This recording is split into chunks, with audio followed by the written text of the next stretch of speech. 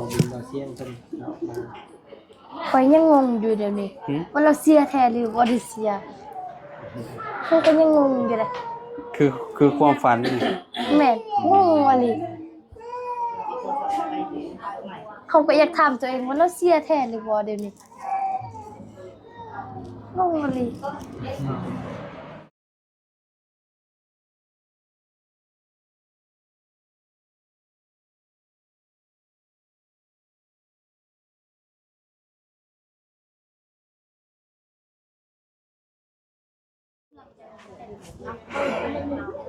เปิดภาพมาก็อยู่พี่บ้านนี่พี่น้องเอ้ยเนาะอยู่ทางเฮือนน้องไส้พี่น้องเอ้ยเนาะกราบสบายดีและสวัสดีเด้อพ่อแม่พี่น้อง FC เบิร์ดสุคนเนาะมื้อนี้พี่น้องเอ้ยเนาะก็จะเข้ามากินทานเนาะนำแม่ตู้น้องไส้พี่น้องเอ้ยเนาะพอดีว่าทางแม่ตู้น้องไส้เพิ่นก็เนาะได้จากเนาะครอบครัวไปแล้วพี่น้องอย่างบ่มีวันหวนกลับพี่น้องเนาะด้วยโรคผู้เฒ่าอะไรพี่น้องเนาะหลายโรคเนาะเพิ่นก็บ่ไหวเพิ่นก็บ่เจ็บบ่ปวดแหละพี่น้องเนาะก็คือทางเฮาก็เข้ามาเนาะแสดงความเสียใจนำบ่าวบุญคงเพิ่นพี่น้องเนาะพุ่นแหละอยู่ข้างในพุ่นแหละพี่น้องสบายดีเนาะโดยไปเข้าไปพุ่นแหละว่าจันทานน้ำในตู้มันก่อนเลยนะ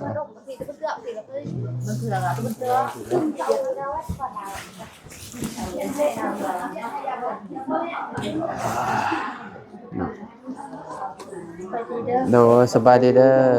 เนาะทางลำโพงเนาะก็คือสิแตกต่างกับเนาะบ้านเฮาเนาะ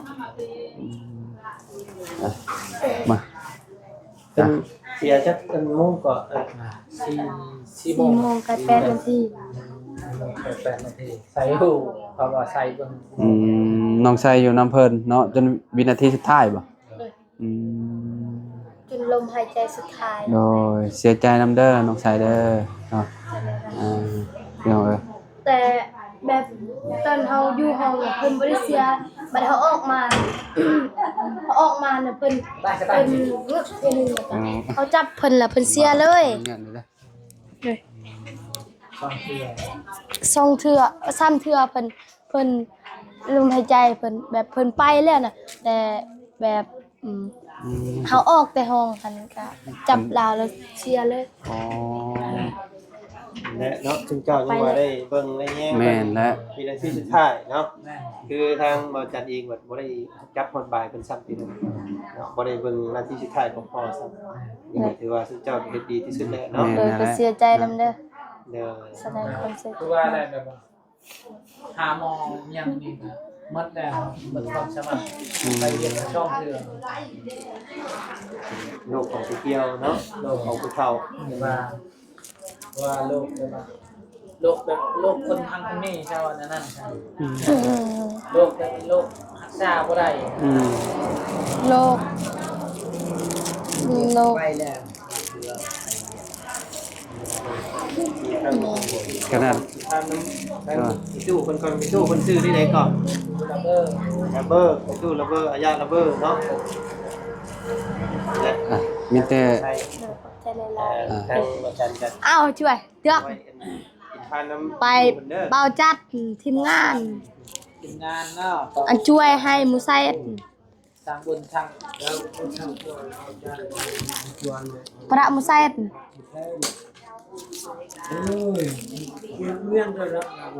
ทีมงานตะดกเงินให้สบายมันไม่ได้ใหญ่เลยซะเอ้ยช่วยให้มูไซด์หับแล้วโอเคดีเป็นสุขเด้อไปดูเด้ออันนี้ทางนาบ่าวเด้อใส่เด้อเนาะในเบาลาวอันดักอยู่นอกเบาลาวช่วยบาร์ไซด์ทีมงานตะออนให้ดกครับเบาลาวครับไวรีพนูเด้เขาจันเฮาบ่ได้นั่นเราบ่ได้บอกว่าทางทีมงาน ได้แล้ว เพิ่นรับรู้แล้วเนาะพี่น้องเนาะมื้อเอิ้นบ่ส่งสการเพิ่น เลย อ๋อพี่น้อง ประมาณจักโมง 9 โมง ก็มึง โอ้ช่วงเช้าโดน ก็ เนาะ โมงเช้าเนาะ บ่ได้คือทางเราช่วงบ่าย อืม พอช่วงบ่ายครับหมู่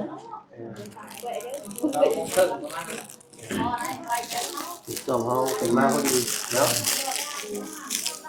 คือ การหากระหินในคลิปเพิ่นเอาลง แม่น ว่าเอ้าว่าผู้เพิ่นเสียบ่ว่าสิมาเยี่ยมมึงอยู่มาบ่ทันเนาะ เมื่อวานนี้ก็ค่ำเนาะพี่น้องเนาะ แม่นมาฮอดค่ำ มืดเลยพี่น้อง บ่บินบ่เสียงเพิ่นเนาะมา ข่อยยังงงอยู่เดี๋ยวนี้ว่าเราเสียแท้หรือบ่ได้เสียเพิ่นก็ยังงงอยู่เลย คือความฝันนี่ แม่งงอะลิเขาก็อยากถามตัวเองว่าเราเสียแท้หรือบ่เดี๋ยวนี้งงอะลิ เนาะ แต่ว่าเพิ่นก็บ่เจ็บบ่ปวดแล้วเนาะ วานนี่โอ้ทรมานเลยว่าน กินน้ำก็บ่ได้กินน้ำแห้งเจ็บ ข้าวก็บ่ได้กินน้ำก็บ่ได้กินตั้งแต่มื้อชื่อ ก่อนจะนำมันว่าบ่อยากกินน้ำบ่อยากกินข้าว คันป้อนน้ำน่ะเพิ่นเจ็บโลดป้อนน้ำน่ะหายใจบ่ได้ อืม อืม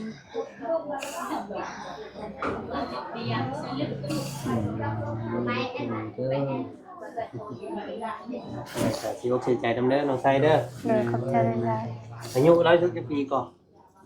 ๆ60ปลาย 65 65 65 แต่ยังบ่ทันแก่เลยแต่ว่า มีลูกจักคน เป็นพยาน 7คนครับ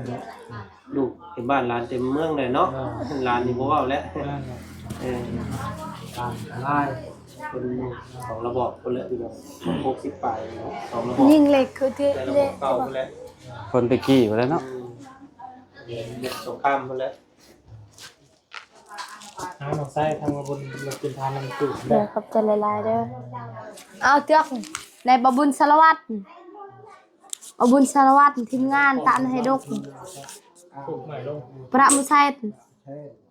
อันไหนและอันจบไว้เนาะตายทีมงานเลยก็ตานให้ดก บ้านน้ำชวนให้อยู่ดีมีแห้งให้ลำให้รวย ประมุไซต์ เรา บุญสารวัตร มาบุญชลวัน งาน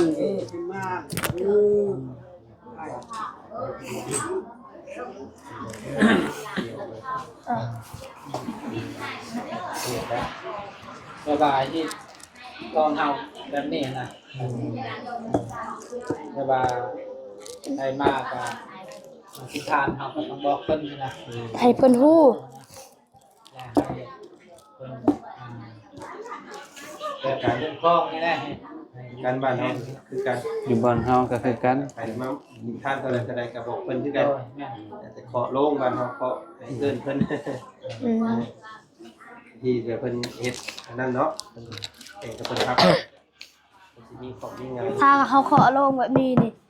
ถ้าเฮาเคาะเพิ่นบ่รับเฮาก็บ่ฮู้ต้องเฮ็ดแบบนี้ อันนี้โยนเหรียญ ถ้าเพิ่นรับเพิ่นก็สิยอมรับถ้าเพิ่นตอบบ่รับเพิ่นก็บ่รับ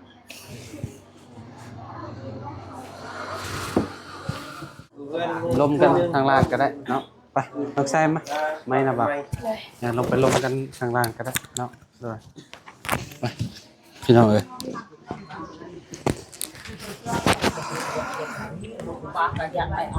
อากาศจะร้อนๆมื้อนี้เนาะไปพี่น้องเอ้ยเนาะ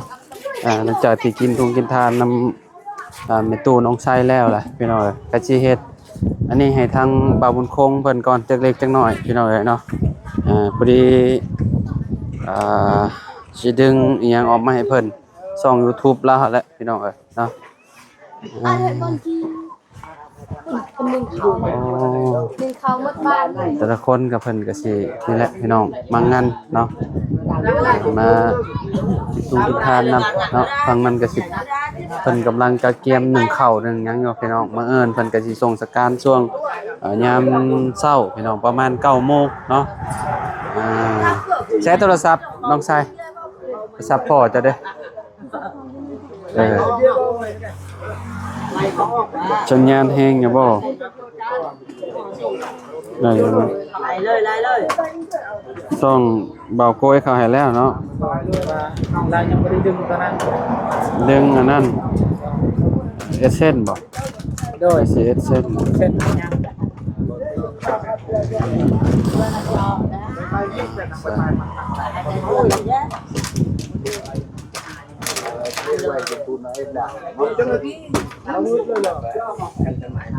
แสดงว่าเพิ่นดึงอันนี้มาให้ก่อนก่อน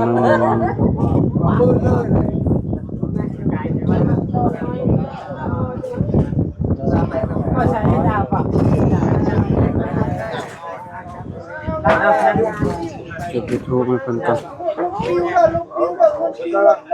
ตู้แล้วก็ที่เลยที่อันนี้อ่ะดูดูทางการช่วยแล้วช่วยนี่ก็แล้วพวกตายนะ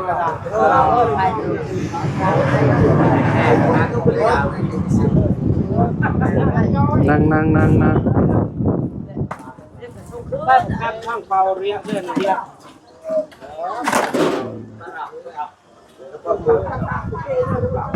ได้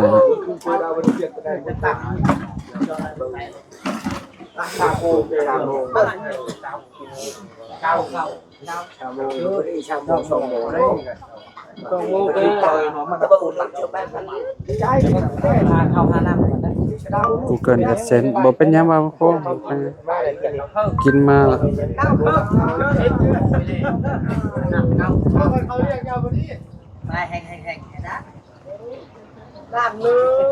น้ำลูกน้ำมาเอาน้ำเนี่ยลูก เพราะว่าเพิ่นซื้อโทรศัพท์ใหม่พี่น้องเนาะโทรศัพท์เครื่องเก่ามันใช้งานบ่ค่อยคักปานใดสั่นเนาะ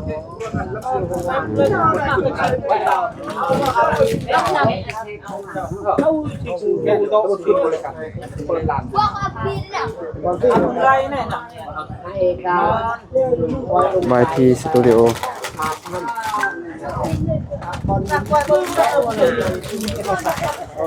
อ๋อฝั่งนั้นเป็นหนึ่งข้าวพี่น้องเนาะหนึ่งข้าว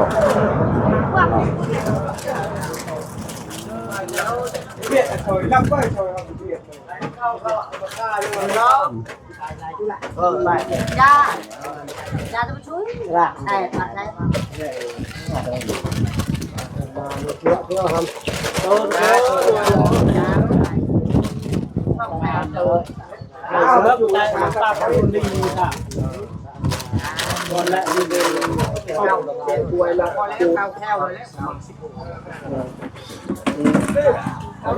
ได้บุญมาได้บ่เราบุญ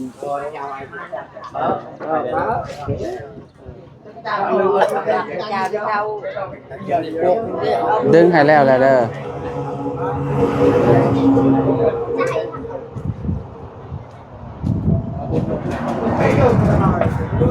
ดึงแม่แล้วแหละโดยเป็นยังบ่เลยอันนี้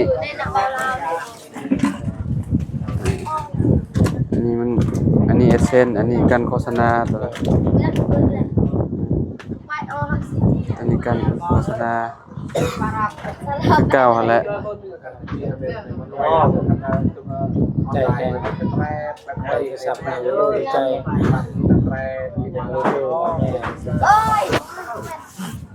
แล้วสิได้ถ่ายเอาถ่ายคลิป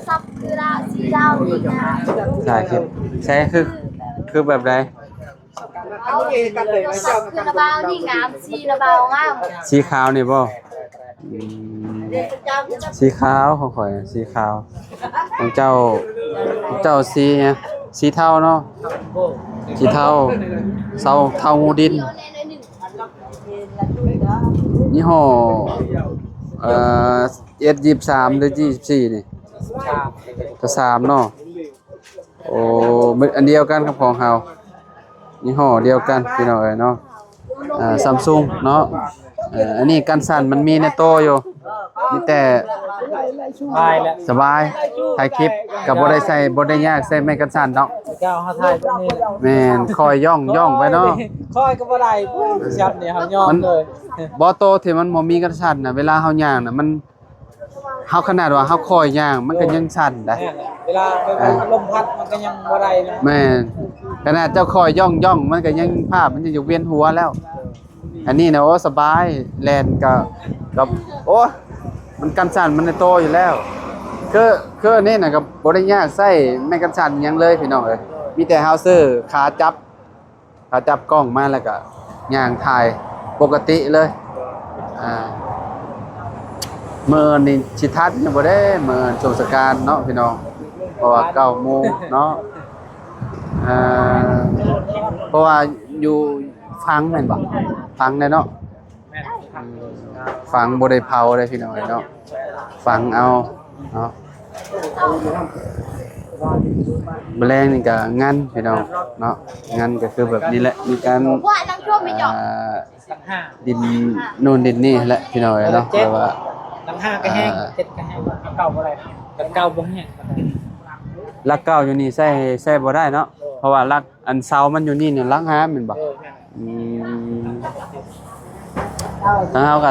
นี่แหละแวะมากินทานนำแม่ตู้เพิ่นแล้วก็สิออกไปพุ่นละทางบ้านน้องหัวน้องหยังพุ่นละพี่น้องเนาะสิไปนั่นแหละหาน้องบุญพร้อมเนาะอันทางทีมงานนี่มาเบาไล่ก็มาแล้วเนาะเบาไล่เบาบุญมันป่าเบาเสียงพี่น้องเนาะลุงเฮิมเนาะลุงเฮิมเพราะว่าอยู่เหนือตอนนี้น่ะมีเบาเสียงเบาบุญบันปลาเนาะลุงเฮิมเบาไล่แล้วก็เฮาแล้วก็เบาจันเบาบุญเนาะแล้วก็เบาเพิงเนาะเบาเพิงเคยล่ะ เพิ่นก็มาแล้ว เบาเพิงมาแล้วแต่เช้าเนาะ แต่ว่าเรายังบ่ได้เฮ็ดคลิป พี่น้องมาครบแล้วซะเนาะพี่น้องตู้เราก็อายุเท่าไรก็บ่มันคง65บ่อ๋อ65พี่น้อง เป็นพญาตัว คือบ่เห็นประตูถ้าประตูไปทางใดประตูเราอยู่ข้างล่างบ่ เพื่อน อยู่เฮือนผมบ่ทำใจบ่ได้เนาะ